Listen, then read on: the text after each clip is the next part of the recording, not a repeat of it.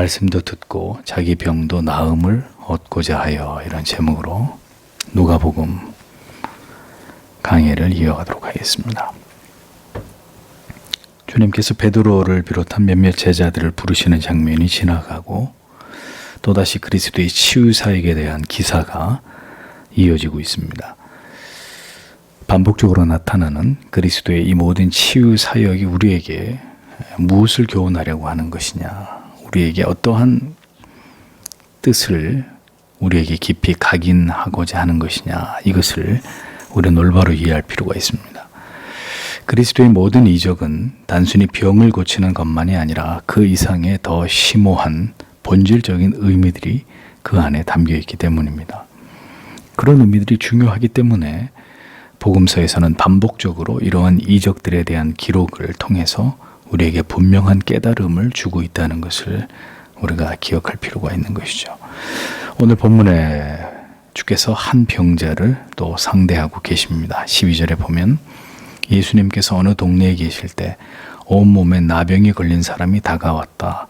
그리고는 예수님을 보자 엎드려 간청하였다. 주님께서 원하신다면 나를 깨끗하게 하실 수 있습니다. 이렇게 기록되어 있습니다. 어느 동네에 예수님이 복음을 전하고 계셨는데 온몸에 나병이 걸린 사람이 주님께로 나왔습니다. 나병, 우리말로는 문둥병이지만 구약에서는 모든 종류의 피부병을 총칭해서 이렇게 불렀습니다. 이 병이 발생하면 감염을 막기 위해서 반드시 자신에게 발병이 된 사실을 사람들에게 알려야 했습니다. 그래서 사람들 앞에서 부정하다, 자기가 부정하다고 이렇게 외쳐야 했습니다. 그리고 집과 가족들로부터 격리되었고 진 밖으로 쫓겨나가야 했던 그것이 나병 환자들에 대한 규례였습니다. 이 병은 불치병이었기 때문에 이 병에 걸린 사람들을 더 견디기 힘들게 만든 것은 이러한 병이 하나님의 저주로 말미암은 것이다 라는 불명예스러움까지 함께 감당해야 됐기 때문입니다. 그야말로 몸도 마음도 괴로움과 고통과 절망 그 자체의 상황으로 그렇게 내몰리게 된 자들이 바로 나병 환자들이었다는 거죠. 예수님께 나온 이 나병 환자는 더군다나 전신에 나병이 퍼져 있었던 최악의 상태였습니다. 어떤 신체의 어느 한 부분만 그런 것이 아니라 몸 전체에 나병이 퍼져 있었다. 그러니까 절망의 밑바닥에서 생을 이어가고 있었던 비참한 상태에 있었던 그런 자였다는 거죠. 그러니까 그에게 있어서 예수 그리스도에 대한 소문은 유일한 마지막 희망이 아닐 수 없었을 것입니다.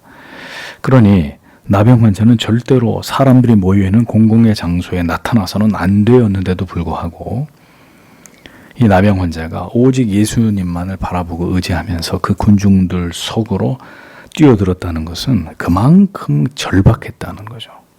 예. 그래서 예수님을 보자마자 그는 땅바닥에 엎드렸습니다.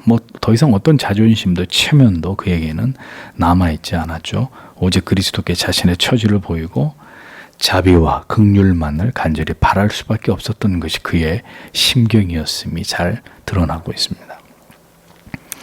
자, 여러분, 성경에 왜 그럼 이 기사가 기록이 되어 있겠느냐 하는 거죠.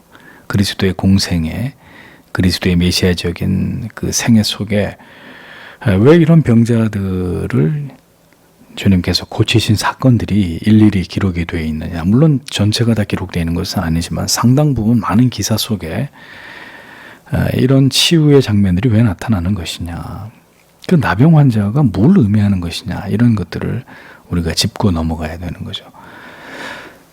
그러니까 전신에 문둥병이 퍼진 이 사람, 영적으로 보았을 때 바로 전적으로 타락하고 부패해버린 인간을, 우리 인간의 실존을 상징하는 것이다, 이렇게 볼 수 있는 것입니다. 죄로 인해서 머리끝부터 발끝까지 만신창이가 되어버린 아무런 소망이 없는 죄인, 그 죄인의 실존의 모습을 전신에 문둥병이 퍼져 있는 이런 환자로 성경은 대치해서 영적인 교훈을 우리에게 주고 있는 것이죠. 결단코 지옥불에 던져질 수밖에 없는 그런 존재가 내 자신, 바로 내 자신이라는 것을 어느 날 소스라치게 발견하게 된다면, 그래서 그 영원한 형벌과 저주로부터 벗어날 수 있는 유일한 길이, 내가 구원받을 수 있는 길이 오직 예수 그리스도에게 있다는 것을 알게 되었다면 인간이 할 수 있는 게 뭐겠습니까? 주님 앞에 나아가서 완전히 자신을 낮추고 엎드려서 예수여 나를 구원해 주십시오. 저는 죄인입니다. 저는 영벌을 받아 마땅한 추악한 존재입니다.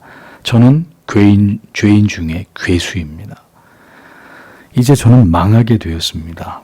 내 인생에서 이제 주님 외에는 어떤 희망도 존재하지 않습니다.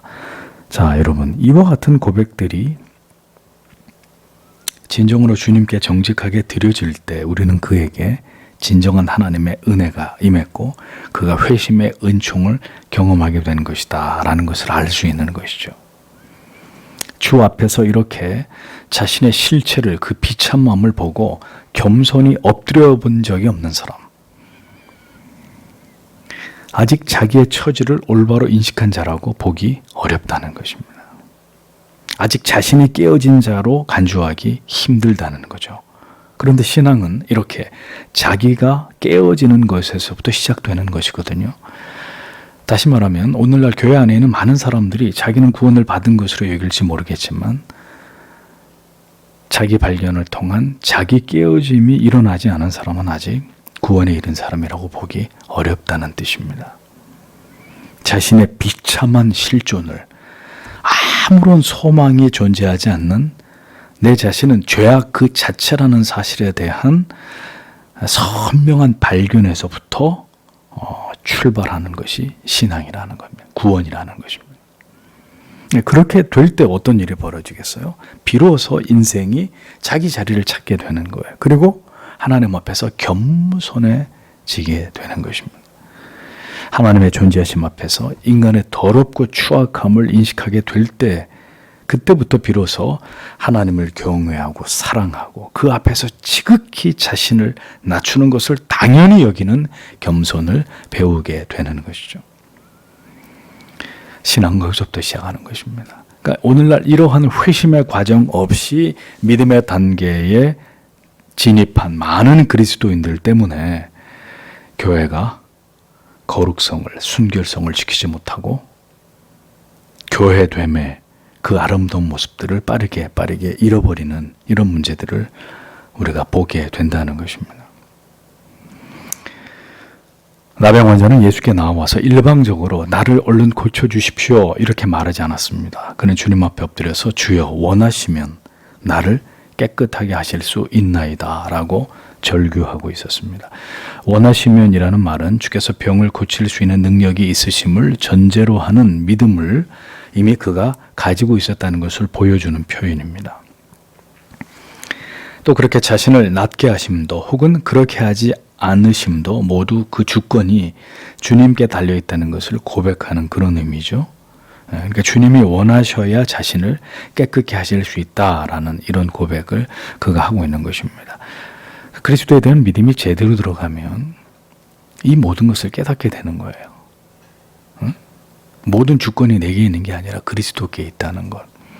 그리고 그리스도가 어떤 분이시라는 것을 믿음이 제대로 들어간 사람들은 이 모든 것들을 성령을 통해서 깨닫게 되는 것입니다. 여기서 깨끗하게 하다라는 헬라어 동사의 의미는 육체적, 종교적, 도덕적 정결을 뜻하는 것입니다. 구약에서 정결의 개념은 희생 제사를 의미하죠. 이를 통해서 죄인이 거룩하신 하나님께 나아갈 길이 열린다는 것을 뜻합니다. 그러므로 이 나병 환자가 예수께로부터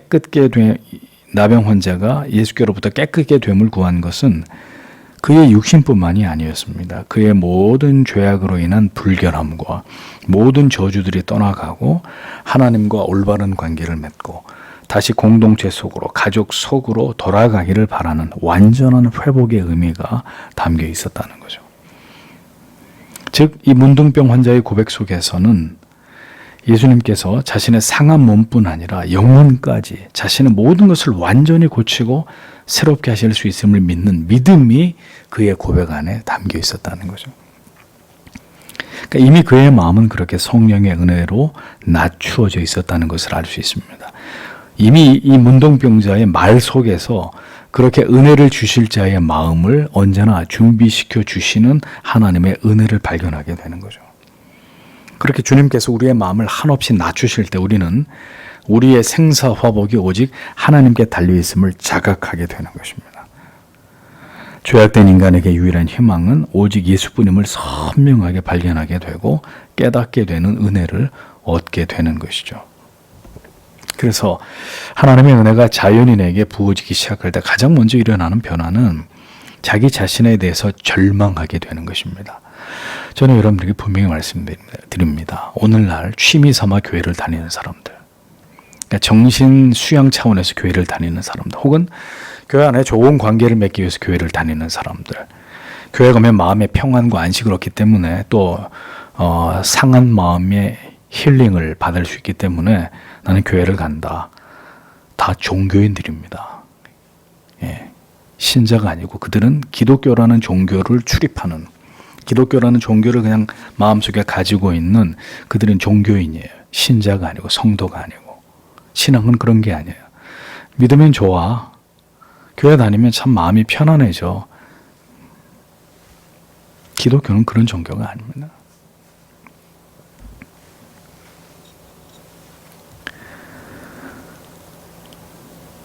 생사화복이 오직 하나님께 달려있다. 죄악된 인간에게 유일한 희망은 예수뿐이다. 선명하게 그것을 발견하고 깨닫게 되는 은혜를 얻게 되는 것이 그게 구원이에요. 그게 하나님의 은혜고 그게 믿음이에요. 그래서 반드시 그런 하나님의 은혜를 경험한 사람은 자기 자신에게 대해서 완전히 절망하게 돼요. 여러분, 잘 교회를 다니는 사람이건 다니지 않은 사람이건 회심하지 않은 사람의 공통점이 뭡니까? 자기 자존심으로 사는 거예요.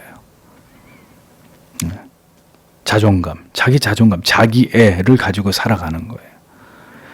자기 자신을 가장 아끼고 사랑하고 자기 명예나 자존심이 타인에게 짓밟히는 거 죽기보다도 싫어하는 이런 특성들을 다 가지고 있는 거죠.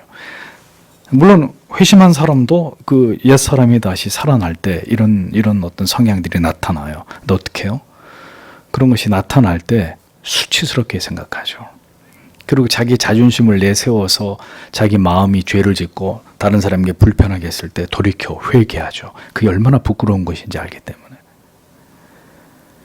그렇게 자기 사랑으로 똘똘 뭉쳐있는 존재가 인간이란 말입니다. 그러니 누구도 나에 대해서 비난하거나 나를 판단하거나 나를 욕되게 하는 것에 대해서 견디지 못하는 것입니다. 그렇게 철저하게 평생 동안 자기를 방어하면서 살아가는 존재들이 죄 아래에 있는 자연인들의 모습이에요. 자기 잘난 모습, 늘 자기를 자랑하고 뽐내고 과시하고 드러내고 싶어하는, 이게 죄 아래에 있는 인간의 모습이란 말이죠. 자기의 결점을 인정하지 않고 자기의 허물을 절대로 타인에게 보이고 싶지 않아 하는 이런 존재들이 바로 죄인들이란 말입니다. 그리스도의 은혜를 알지 못하는. 그런데 하나님의 은혜가 임하면 어떻게 되느냐? 우리가 발가벗겨지는 거예요. 그 하나님의 은혜 앞에서 우리의 실존을 발견하게 되면서 얼마나 오늘까지 내가 내 자신을 사랑하면서 내 자신을 스스로 귀하게 여기고 내 자신을 지키기 위해서 나를 방어하고 이렇게 살아왔던 내 본성이 산산조각이 나게 되는 근본적인 변화를 경험하는 거죠. 그러니까 나는 그렇게 나를 지켜야 될 만한 가치 있는 존재가 아니라는 것을 십자가 아래에서 철저하게 깨닫게 되는 엄청난 변화를 경험하는 거죠. 그러니까 나라는 존재, 나 아무것도 아니구나. 아무것도 아니구나. 머리끝부터 발끝까지 죄로 가득한 이 세상에서 가장 추악한 존재가 바로 나라, 인간이라는, 나라는 인간이구나. 엄청난 충격으로 이것을 자각하게 되는 일이 하나님이 한 사람에게 은혜를 주실 때, 그를 구원으로 부르실 때 일어난단 말이죠. 그것이 바로 하나님께서 인생들을 깨뜨리심으로 하나님께로, 그리스도께로 나오게 하실 때, 그의 영혼을 만지실 때 일어나는 생애적인 변화예요. 하나님의 존재하심과 그 앞에 벌레 같은 존재로서의 인간 실존의 발견. 그것이 바로 하나님께서 택하신 백성들의 영혼 안에서 일어나는 놀라운 생명의 변화인 것이죠. 그러니까 급작스럽게 바울처럼 회심을 했든지 디모데처럼 그냥 이렇게 믿는 믿음의 가정에서 자연적으로 회심을 하고 중생을 경험했든지 간에 분명한 것은 내가 죄인이라는 것에 대한 생생한 자기인식이에요. 예? 얼마나 그리스도 앞에 내가 추악한 소망 없는 존재인지에 대한 선명한 자기인식이 있는 사람. 구원의 방법과 때는 다 다르지만 구원받은 모든 하나님의 사람들은 공통점을 가지고 있는 거예요. 그건 자기를 깨트린 내 자신이 아무것도 아니라는 것에 대한 분명한 인식. 그러니까 자기의 실존을 그렇게 정확히 발견할수록 그리스도의 십자가는 한없이 위대하고 감사하고 하나님의 일방적인 은혜로 말미암아 얻은 이 구원에 대한 기쁨과 감격은 무엇과도 비교할 수 없을 만큼 귀한 것이라는 것이 이 안에 이렇게 사무쳐 버리는 거죠. 이 사건을 통해서 결국 인간은 이제 끝없이 자신을 높이던 존재에서 하나님 앞에서 지극히 자기를 낮추는 존재로 근본적인 변화가 일어나는 거예요. 그래서 때때로 죄성이 발동해서 내 자신이 이렇게 우쭐하면서 높아지려고 할 때마다 신속히 내 안에 있는 성령이 깨닫게 하는 거죠. 뭔 미친 짓을 하고 있냐, 네가 지금. 응? 네가 지금 하나님 앞에서 무슨 짓을 하고 어디서 눈을 그렇게 크게 뜨고 목에다 힘을 주고 어깨에다 그럼 아무도 나에게 뭐라고 하는 자가 없어도 거듭난 영혼 안에서는 하나님이 제일 미워하시는 게 교만인데 내가 이렇게 일어날 때마다 그 나를 쳐서 깨트리려고 하는 역반응이 일어나는 거죠. 회개하고 또 낮은 자리로 또 낮은 자리로 누가 우리를 이렇게 높여놓으면 그 높은 자리에서 우쭐하는 게 아니라 신속하게 다시 낮은 곳으로 내려가려고 하는 이 거듭난 본성이 작동하는 거예요. 그러니까 거듭난 사람이라야 그게 가능한 거예요. 거듭나지 않은 사람은 높여주면 높여줄수록 어떻게 돼요? 자기가 하나님하고 동기동창인 줄 알고 한도 끝도 없이 높아지는 거죠. 거듭나지 않은 영혼이기 때문에 그런 거예요.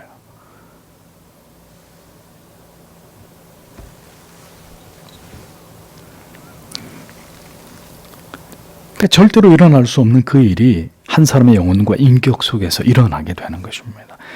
이후 이제는 내가 잘나서 인생을 살아가는 것이 아니라 인생이 살아가는 것이 결국 내 능력과 지식과 경험에 달리는 것이 아니라 오직 하나님의 은혜로 말미암은 것이고 하나님의 계획과 뜻에 따라서 오직 모든 게 하나님의 그 손에 달려있다는 사실을 선명하게 발견하고 그 하나님의 주권과 섭리 앞에 굴복하면서 살아가는 거예요. 모든 것을 하나님께 맡기고 두려움 없이. 그래서 로마서 14장 8절은 우리가 살아도 주를 위하여 살고 죽어도 주를 위하여 죽나니 그러므로 사나 죽으나 우리가 주의 것이로다. 그냥 담대한 고백이 나올 수 있는 거죠. 이런 진실된 고백이 하나님의 은혜가 우리 안에 쌓이면 쌓일수록 우리 영혼으로부터 우리 마음 깊숙한 곳으로부터 하나님께로 드려지게 되는 것입니다. 그것이 바로 구원받은 하나님의 자녀들의 영혼 안에서 일어나게 되는 기적 같은 생명의 변화라는 거죠. 그러니까 이미 이 문둥병 환자에게 하나님이 그와 같은 은혜를 부어주신 것입니다. 그러하여금 온전히 하나님의 아들 구주 예수 그리스도 앞에 자기를 낮추고 엎드려서 주의 긍휼과 자비를 구할 수밖에 없도록 하나님께서는 그를 그렇게 육신의 영혼의 고통을 통해서 그 모든 것을 준비시켜 놓으셨던 것입니다. 자, 주님께서 이 문둥병자에게 뭐라고 말씀하시는지를 보십시오. 13절에 예수님께서 손을 내밀어 그에게 대시며 말씀하셨다. 내가 원하니 깨끗하게 되어라. 그러자 그 나병이 그에게서 떠나갔다. 그랬습니다. 내가 원하니 문둥병자가 주께서 원하시면 내가 깨끗하게 될 줄 압니다. 주님이 내가 원한다. 내가 원하니 깨끗하게 되거라. 이렇게 말씀하셨습니다. 뭘 보여주는 걸까요? 구원의 주체는 인간이 아니라 하나님이시라는 겁니다. 그러니까 우리의 노력이나 의지로 구원을 받는 게 아니라 내가 주님 앞에 갔으니까 주님이 나를 구원해 주십시오가 아니라 구원의 주체는 하나님이시다. 그런데 구원에 이르게 되는 자들 안에서 반드시 일어나게 되는 변화가 있으니 그게 뭐냐? 바로 자신의 영혼의 구원을 그가 애타게 사모하게 된다는 것입니다. 진실로 자신의 부패하고 타락한 실체로 인해서 더없이 절망하고 괴로워하면서 간절히 자기의 영혼의 구원의 빛을 비추어 주시기를 소망하는 가난한 마음을 그가 갖게 된다는 것입니다. 여러분, 값없이 주는 구원일지라도 원하지 않는 자를 강제로 구원하시는 하나님이 절대로 아니십니다. 회개할 마음이 전혀 없는 자를 강제로 회개시키시는 하나님이 절대로 아니십니다. 기도할 마음이 전혀 없는 자에게 기도를 통해서 깊이 그를 만나주시는 하나님이 절대로 아니십니다. 마음이 낮아지고 간절함으로 타는 목마름으로 하나님을 구하게 만드시고 자기를 낮춰서 긍휼을 구하게 되는 마음으로 하나님이 먼저 그렇게 은혜를 베푸실 자에게 구원을 허락하실 자에게 준비시키시는 거예요. 준비시키시는 거예요. 나병 환자에게는 바로 그에게 닥친 이 질병이 그렇게 주님 앞에 겸손히 자기를 낮추면서 주의 긍휼을 갈망하게 만들었던 결정적인 동기가 되었던 것입니다. 그러니까 이와 같이 모든 택자들에게 하나님께서는 그들의 인생 속에 어느 시점에서가 뭘 주신다는 거죠? 결핍을 주신다는 거예요. 고통을 주신다는 거예요. 어떤 지독한 실패나 좌절, 절망 이런 것들을 경험하게 하신다는 거죠. 인간이 인생이 아무것도 아니라는 것을 발견하게 하시는 거죠. 인생이 너무 허무한 그런 존재에 지나지 않다는 것을 어느 날 하나님이 그 마음 가운데 깨닫게 하셔서 그 영혼을 지극히 낮추시는 일을 먼저 하신다는 겁니다. 하나님의 택자들에게. 이렇게 하나님께서 결핍과 고난, 고통, 괴로움, 상처, 배신 등등의 모든 것에 대해서 이렇게 깊이 낮아질 수밖에 없는, 절망할 수밖에 없는, 오늘까지 믿어왔던 모든 것들이 무너지는 경험을 통해서 그 영혼이 진정으로 이제 바라고 소망하고 신뢰해야 될 대상은 오직 예수뿐이다. 하나님밖에 없다. 이것을 깨닫게 하신다는 거죠. 중요한 것은 그렇게 어느 순간 우리의 마음에 간절한 소원으로 우리의 영혼의 문제, 구원의 문제가 강력하게 와 닿을 때 주님이 바로 그 앞에 서 계신다는 거예요. 그래서 달리 말하면 우리가 세상에서 아주 잘 나갈 때 말이죠. 뭐 하나 부러운 거 없이 뭐 하나 내 마음에 어려운 것, 그늘진 구석 하나 없이 그렇게 쟁쟁하게 살아갈 때는 하나님께 우리 스스로 돌아오기가 어려워요. 그런 일이 일어나지 않아요. 결국 하나님이 사랑하는 자들은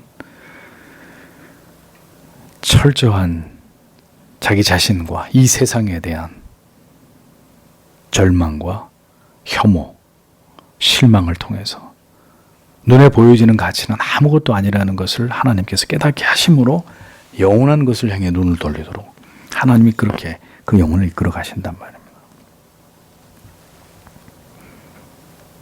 간절한 마음의 원함 끝에서 결국 평강의 주님을, 그 기쁨과 소망의 주님을 뵙게 되는 것이죠. 진정한 나의 구주가 되시는, 죄인 중에 괴수 같은 나를 사랑해 주시고 주를 믿어 구원의 길로 인도해 주시는 주님을 깊이 배웠고 믿고 사랑하게 되는 은혜를 마침내 경험하게 되는 것이라는 겁니다. 주님께서는 오늘도 그렇게 주의 품으로 돌아올 죄인들을 한없이 긍휼히 여기시고 불쌍히 여겨주시는 구주이십니다. 오늘도 그렇게 마음을 낮추어 주의 긍휼과 자비를 구하는 인생들에게 주님이 찾아오시고 그들의 영혼을 준비시키심으로 결국 주님의 손을 붙잡도록 그의 인생을 이끌어 가시는 분입니다. 그러니까 제가 아는 많은 그리스도인들이 잘못된 동기를 가지고 처음에 교회에 오세요. 예수 믿으면 잘 된다, 복 받는다, 마음의 평안과 안식을 얻는다, 모든 문제가 해결된다. 그게 단 줄 알고 교회에 오시는 경우들이 굉장히 많아요. 그러니까 어찌됐든 교회는 다니기 시작했지만 아직 구원받은 상태는 아니죠. 그런데 다행히 바른 복음을 듣고 하나님의 은혜를 경험하게 됐을 때 그 자기를 이루려고 했던 모든 기대, 교회에 가면 내가 어떻게 잘 되느냐를 생각했던 그것이 얼마나 미신과 같은 잘못된 신앙인지를 깨달으면서 그것이 와장창 깨지고 무너지는 경험들을 하시는 겁니다. 그리고 다시 출발하는 거예요. 아하, 그게 믿음이 아니었구나. 그게 내가 예수를 믿는 올바른 동기가 아니었구나. 이런 경우들은 제가 굉장히 많이 봐요. 그러니까 그 얘기는 다시 말하면 오늘날 바른 복음을 통해서 교회를 다니면서 예수를 만나게 돼서 올바른 믿음의 길을 걸어가는 사람들이 그리 많지 않다는 뜻입니다. 그러니까 그들 모두에게 선명한 복음이 전해져서 그렇게 자기 자신이 십자가 앞에서 철저하게 깨어지고 부셔지는, 자기 자신이 괴멸되는 이런 경험들이 그의 영혼 가운데 정직하게 일어나지 않는다면 그럼 믿음도 아니고 아무것도 아니고, 유대인들이 열심히 하나님을 믿는다고 하면서도 자기 잘난 못에 자기 의에 도취돼서 그렇게 신앙생활 아닌 신앙생활 하다 전부 다 하나님께 버림을 받은 것과 똑같은 결과가 그들을 기다리고 있단 말이에요. 근데 그런 건 모르는 거예요. 오늘날 많은 교회를 다니는 사람들은 그냥 교회를 다니고 내가 예수를 믿으니까 다 잘 될 거라고만 생각하지, 구원의 길에서, 구원의 여정에서 어떤 일들이, 어떤 근본적인 변화가 내 영혼에 일어나야 되는지에 대해서는 아무것도 알지 못하는. 그러니까 어떻게 됩니까? 끊임없이 교회 안에 이 자기가 깨어지지 않은 것으로 인해서 교만과 교만이 대치하면서 상처를 받고 교회 안에서 파당을 이루고 별의별 일들이 다 일어나는 거예요, 교회 안에서. 그 모든 이유가 뭐냐? 온전한 구원, 온전한 거듭남을 아직 경험하지 않은 상태이기 때문에 그렇다는 거죠.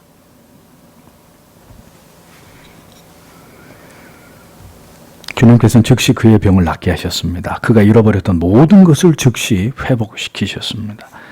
구원은 여러분 즉시 일어나는 것입니다. 점진적인 것이 아닙니다. 우리가 하는 것을 봐서 구원해 줄 수도 있고 구원하지 않을 수도 있는 이런 문제가 아닙니다. 믿음을 선물로 주심으로 그 믿음으로 주를 바라보고 주를 영원한 구주로 고백하는 그 즉시 그에게 구원의 은총이 임하고 그는 영벌에서 영생으로, 사망에서 생명으로 옮겨가게 되는 것입니다. 믿음으로 말미암아 의롭게 되는 위대한 은총이 그 주인에게 오늘 임하게 되는 것입니다. 영원히 단번에 우리의 죄의 문제가 그렇게 그리스도의 찾아오심, 우리의 실체를 보게 하심, 우리를 지키 낮추심, 그리고 마침내 인간의 모든 본질적 죄악의 문제를 해결하실 구주가 예수 그리스도이심을 믿게 하심을 통해서 단번에 해결되도록 그렇게 하나님의 자녀들에게 구원의 은총을 베풀어 주시는 것입니다. 이것이 바로 구원이다. 그래서 즉시 나은 거예요. 그 문둥병, 전신의 문둥병을 앓고 있던 그 처참한 지경의 그 죄인이 즉시 완전히 깨끗하게 나음을 얻게 되었다는 것입니다. 그게 바로 구원이라는 거예요. 14절에서 15절을 보겠습니다. 예수님께서는 그 사람에게 이 일을 아무에게도 말하지 말라고 명하시고 가서 제사장에게 내 몸을 보이고 모세가 명령한 대로 내가 깨끗해진 것에 대해 예물을 드려 그들에게 증거하라. 그러나 예수님에 대한 소문은 더욱더 퍼져나갔으므로 많은 사람들이 말씀을 듣고 자신들의 병을 고치기 위해 모여왔다. 이렇게 성경에 적고 있습니다. 여러분, 주님께서는 율법을 절대로 무시하신 분이 아니시죠. 율법 또한 하나님께로부터 온 거잖아요. 그러하기에 주님은 먼저 그가 고침을 받은 사실을 누구에게도 먼저 말하지 말고 먼저 제사장에게 가서 그 치유된 몸을 보여서 공증을 받고 정결의 예를 하나님께 표함으로 그에게 일어난 사실에 대해서 사람들에게 증거해라.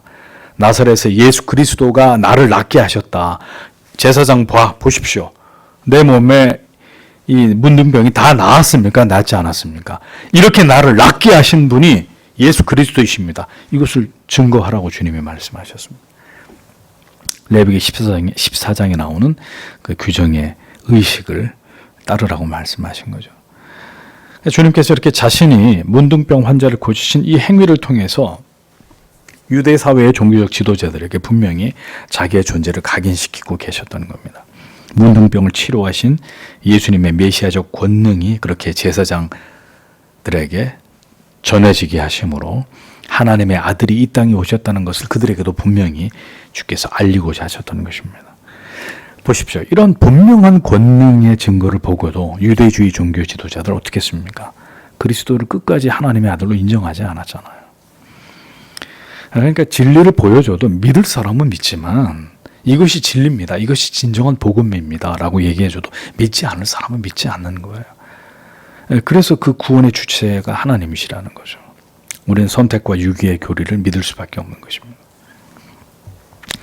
문둥병 환자의 치유는 제사장이 확인하에 그가 공표함으로써 이루어지는 것입니다. 주님께서는 제사장의 권한을 침해하지 않으시는 거예요. 그냥 주님이 너 다 낫어 이렇게 얘기하실 수도 있는데 가서 제사장에게 네 나은 몸을 보여라. 구약에 정결케 되는 자가 드려야 될 예를 하나님께 행해라. 모든 절차들을 그가 다 밟게 하시는, 그리고 그것을 통해 하나님께 영광을 돌리도록 하신 것을 볼 수 있습니다. 자, 주님께서 이렇게 문둥병 환자를 낫게 하시고 또 말씀하십니다. 아무에게도 말하지 말아라. 그런데 어떻게 됐어요? 얘기하고 다니고, 그래서 예수님에 대한 이 소문이 점점 더 넓게 퍼져가고 있었다. 이렇게 성경이 적고 있습니다. 여러 번 말씀드렸죠. 예수님께서 거듭 고침을 받거나 귀신이 쫓겨나간 사람들에게 함구하라고 하신 이유. 네.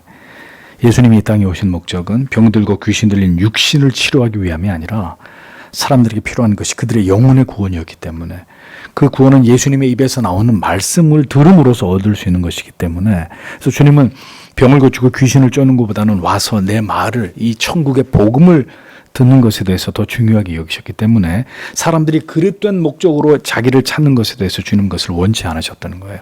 근데 주님이 원하시든 원치 않든 많은 사람들이 예수님의 소문을 듣고 인산인해처럼 예수님께로 몰려오고 있었다는 거죠. 여러분, 주님의 우려는 그때만 존재했던 것이 아니죠. 여전히 주님의 우려는 계속되고 있죠. 왜요? 여전히 예수를 믿으려고 하는 많은 사람들의 동기와 목적이 역시 복을 받고 문제 해결되고 이 세상에서 잘 먹고 잘 살고 여기에만 초점이 맞춰져 있잖아요. 그러니까 달라진 게 아무것도 없어요. 예수님 당시나 지금이나 복음을 오해하는 사람들의 신앙의 동기와 목적과 그 내용은 똑같단 말이죠. 아무것도 다를 게 없다는 거예요. 그럼에도 불구하고 주의 말씀은 전파되고 있었습니다. 여기 성경에 소문이라고 번역된 헬라어는 사실 로고스예요. 로고스. 이걸 왜 소문이라고 번역했는지 모르겠는데 말씀입니다. 그렇게 해서 주님의 입에서 복음이 퍼져나갈수록 사람들은 이제 주님의 말씀을 듣고 또 자기들의 병을 고치려고 더 많이 주님께로 몰려오고 있었다고 성경이 증언하고 있습니다. 그들은 와서 주의 말씀을 들었고 그리고 자기들의 병을 고침 받았습니다. 그렇게 메시아의 사역은 그들의 영혼이 죄로부터 노임을 받아서 하나님께로 돌아오게 하는 일과 더불어 그들의 육체의 질병으로부터 나음을 입게 하는 일로 두 가지로 계속해서 병행하면서 이루어져 진행되어 나아가고 있었다라는 것을 성경이 우리에게 보여주고 있는 것이죠. 그리스도의 병을 고치시는 능력은 우리의 영혼을 구원하여 영생에 이르게 하실 능력을 메시아께서 가지고 계심을 드러내 보이는 표징에 불과한 것이었습니다. 병에서 나음을 입어도 여러분, 인간은 또 다른 병에 걸릴 수 있습니까? 없습니까? 있잖아요. 결국은 병으로 죽을 수밖에 없는 게 인간이잖아요. 그러니까 병이 낫고 낫지 않고의 문제는 중요하지 않아요. 그 영혼이 영생을 얻느냐, 영벌에 처해지느냐, 이게 중요한 문제죠. 병, 주님 고쳐주셨습니다. 그럼 그 사람이 또 다른 병에 안 걸리냔 말이에요. 그 사람이 안 죽냔 말이죠. 그러니까 육체의 치유는 중요한 문제가 아니라는 거예요. 결국은 그리스도의 복음을 듣고 그 영혼이 구원받는 것이 핵심이라는 거죠. 그리스도를 통해서 복음을 듣고 율법으로부터 해방되어서 메시아를 구주로 믿게 되는 영혼은 영생에 이르는 하나님의 자녀가 된다는 이 진리가 중요한 것이죠. 그래서 그리스도의 모든 치유의 초점은 인간의 필요를 채우거나 육신의 병을 고치는 데 있지 않고 생명의 복음을 통해서 그들의 영혼을 고치고 치료하시고 소망과 참된 생명에 이르도록 돕는 것이라는 것을 복음서는 내내 이 사실을 강조하고 있는 것을 볼 수 있는 것입니다. 그러니까 그게 보여야 되는 거예요. 그러니까 그건 안 보이고 예수님이 병 낫게 해줬다. 오병이어의 기적 행했다. 그물이 찢어지도록 고기가 많이 잡히는 복을 받았다. 이런 것만 보이면 영적인 까막눈인 거예요. 많은 사람들이 주의 말씀을 들으면서 자기들의 병을 고치기 위해서 예수님께 나와왔습니다.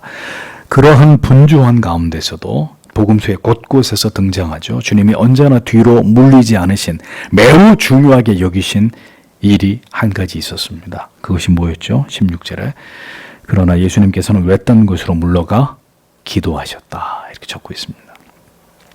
무리들에게 필요한 것을 주고 하나님의 뜻을 이루시기 위해서 언제나 주님에게 있어서 가장 중요한 1순위, 언제나 주님의 가장 첫 번째 선택은 그 무리들 틈에서 영광과 인기와 칭송을 얻으시는 것이 아니었습니다. 항상 주님은 언제나 그곳을 신속하게 떠나셔서 한적한 곳으로 가셔서 하나님께 기도를 드리셨다고 복음서의 기자들은 다 하나같이 그렇게 기록을 하고 있습니다. 사람들이 원하는 것을 주기 위해서는 사람들을 떠나서 하나님께로 더 가까이 나아가야 된다. 이 원리를 주님은 몸소 실천하시는 거예요. 사람들이 다 훌륭한 사람이 되고 싶어 하죠. 사람들이 모두 사람들에게 영향력을 끼치는 사람이 되고 싶어 합니다. 그런데 그렇게 쉽게 그러한 자리에서 그렇게 쓰임받지 못하는 이유는 무엇이냐? 하나님을 찾지 않는, 골방을 사랑하지 않기 때문에. 그렇게 사람들에게 내 이름을 알리고 내 인기가 올라가는 것만을 좋아하기 때문에 하나님이 그런 자를 어떻게 하나님의 거룩한 도구로 쓰시겠습니까? 사람들이 정말 원하는 것을 주기 위해서는 오히려 사람들을 등지고 하나님을 가까이 해야 된다. 주님이 그걸 교훈하시는 것입니다. 주님께 필요하신 부분이 아니라 이건 누구에게 필요한 거예요? 모든 사역자들에게, 그리고 성도 여러분들에게 반드시 필요한 부분. 사실 주님께는 필요 없는 부분이에요. 여러분, 하나님께서 나를 통해 이루고자 하시는 일들을 이루기 위해서는 사람들을 통해서 마땅히 누릴 수 있고 얻을 수 있는 것들을 멀리해야 합니다. 어떤 사역자가 열심히 복음을 전했습니다. 열심히 복음을 가르쳤습니다. 그의 유능함 때문에 그의 명성이 점점 올라갑니다. 그래서 그를 필요로 하는 사람이 서울에서 부산까지 서로 와서 설교해달라고 그를 필요로 하는 것이 점점점 늘어납니다. 그러니까 더 많은 사역들을 감당해야 되는 그런 때가 찾아오게 되겠죠. 네. 아무개 목사님 한 모르는 사람이 없을 만큼 그렇게 유명한 사람이 됩니다. 또 열심히 직장에서 일한 결과 초고속으로 누구보다도 유능해서 승진이 빨리 되고, 그래서 더 좋은 직장으로 스카웃을 받고 연봉이 막 계속해서 올라가고 많은 사람들이 인정을 해주고 자랑스럽게 여기고 그 사람 밑에서 일하는 것을 굉장히 그 명예로 생각하는 이런 일들이 성도님들에게도 일어날 수 있죠. 그때에도 목회자는, 성도는 사람들 틈에서 누리고 마시고 얻을 수 있는 모든 것들을 다 뒤로 하고 골방을 찾아야 되는 거예요. 골방을. 기도하고 연구할 수 있는, 더 자신을 개발할 수 있는 시간과 장소를 사랑해야 되는 것입니다. 왜? 그 모든 능력의 원동력이 하나님께로부터 나에게 주어지는 것이기 때문에, 내 안에서 만들어내는 게 아니라. 여러분, 주님께서, 하나님의 아들께서 그렇게 하지 않으시면 능력이 없어서 그 권능을 잃으실까 봐 외딴 곳에 가서 쭈그리고 그분이 기도를 하셨을까요? 천만에요. 우리들에게, 하나님의 자녀들에게 이 땅에서 하나님의 나라를 추구하면서 하나님의 뜻을 이루는 일에 있어서 무엇을 가장 소중하게 여겨야 되는지에 대해서, 무엇이 그리스도인의 삶을 살아가게 하는지, 그리스도인으로서의 영향력을 나타내게 만드시는지에 대한 그 원동력이 무엇인지를 주님이 우리에게 몸소 보여주시는 거예요. 하나님하고 깊이 만나는 사람들이 그의 삶을 궁금해하고 그에게 매력을 느끼고 그의 유능함에 대해서 원인을 알고 싶어지는 이런 일이 일어나는 겁니다. 기도가 약화되고 골방을 멀리할 때 그리스도인은, 그리고 그 사역자는 무너지게 되는 것입니다. 결국은 그 오만과 교만, 주체하지 못하는 그 착각 속에 죄를 범하게 되는 것으로 스스로 몰락의 길을 가게 될 수밖에 없는 것입니다. 기도하지 않으면 어떻게 되든가요? 교만해지잖아요. 결국 교만해지고 그 다음에 유혹을 이기지 못하게 되고 어떻게 그 다음에는 주저앉는 거예요. 그 다음에는 끝까지 그가 골방을, 기도의 자리를 눈물 젖은 얼굴로 하나님을 배움는 시간을 사랑하게 될 때 그는 하나님을 기쁘시게 하고 그 하나님께 붙들려 쓰임받는, 결국 그 인생을 통해 하나님이 주신 사명을 완수하는 결과를 얻게 되는 것입니다. 참 아쉬운 부분이죠. 이 가장 중요한 걸 많은 성도님들이 가장 소홀히 여기신단 말이에요. 그래서 이렇게 교회가, 그리스도인들이 빠르게 세상에서 영향력을 상실해가는 정도가 아니라 사람들의 멸시와 천대를 받는, 무시를, 업신여김을 당하는, 땅에 떨어져 밟힐 뿐인 그런 존재들로 전락하고 있는 것입니다. 그 모든 일들 그 피곤한 모든 일들 속에서도 주께서 집중하신 그것에 오늘도 우리는 집중해야 합니다. 이 혼란스러운 세상 속에서도 수많은 일들이 벌어지는 우리의 인생 속에서도 우리는 온전히 하나님을 찾아야 하고 언제나 말씀과 기도 앞에 서 있어야 하는 것입니다. 그것이 그렇게 우리를 낮추시고 마침내 우리의 실체를 보게 하심으로 결국은 우리를 무너뜨리셔서 아들을 믿는 믿음을 통해서 결국 하나님의 자녀로 삼으신, 그리고 이후로 우리로 하여금 온전히 복음 위에 살아가도록 우리를 인도하신 하나님의 위대한 뜻이라는 것을 절대로 잊지 말아야 합니다. 세상이 혼란스러울수록 그리스도인들은 무엇에 집중해야 되느냐, 아무리 강조해도 지나치지 않는 성경의 이 가르침을 오늘도 여러분 마음에 새기시면서 이 밤에도 나라와 민족을 위해서, 교회와 지체들과 여러분 자신을 위해서 기도하시고 돌아가시기를 바랍니다. 기도하겠습니다.